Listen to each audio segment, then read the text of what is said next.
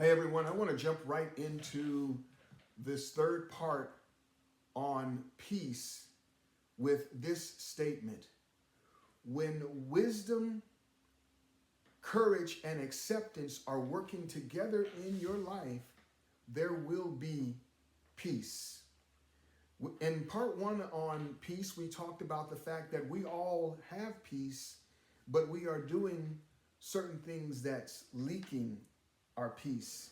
And then in part two, we talked about external things that happen that come and disrupt our peace. And in this third and final part on peace, I want to talk to you and just open up the very popular and very powerful prayer called the Serenity Prayer. Reinhold Niebuhr penned this prayer many years ago, and it goes like this: God, grant me the serenity to accept the things that I cannot change, the courage to change the things that I can, and the wisdom to know the difference. Let's unpack that. First part is the serenity to accept the things I can't change. Accepting those things that are out of my control. I can't change someone else's choices. Those choices belong to them. I can't change the past. The past is the past and it's already happened. I have no control over it. I can't change the weather. I can only cooperate with the weather. And, a very popular one, I can't change or control traffic.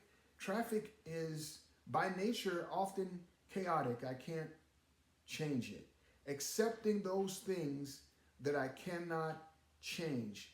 Learning to let go of living in resistance to reality. That's acceptance.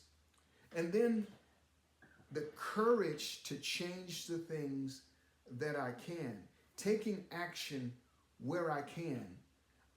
I can submit that resume or that application that I've needed to do, but instead just complaining about my finances or complaining about my skill set or complaining about the current job I have.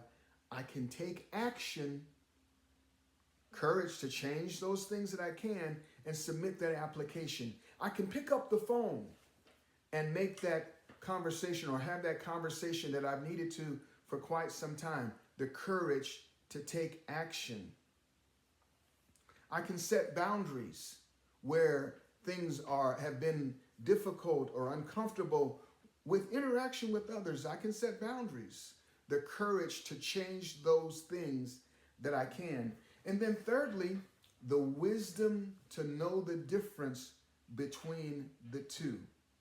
The wisdom to know the difference. When I have the wisdom to know where I can take action and what I have control over and I don't, I'll start saving myself a lot of energy. The wisdom to speak up or be silent, to know the difference between those two. The wisdom to keep fighting or to yield, to know the difference between those two. Ask God for wisdom. In James chapter 1, verse 5, it says that God gives wisdom to those who ask, and he gives it liberally. He gives it liberally. All right, I want to say this once again, that when wisdom, courage, and acceptance are working together in your life, there will be peace.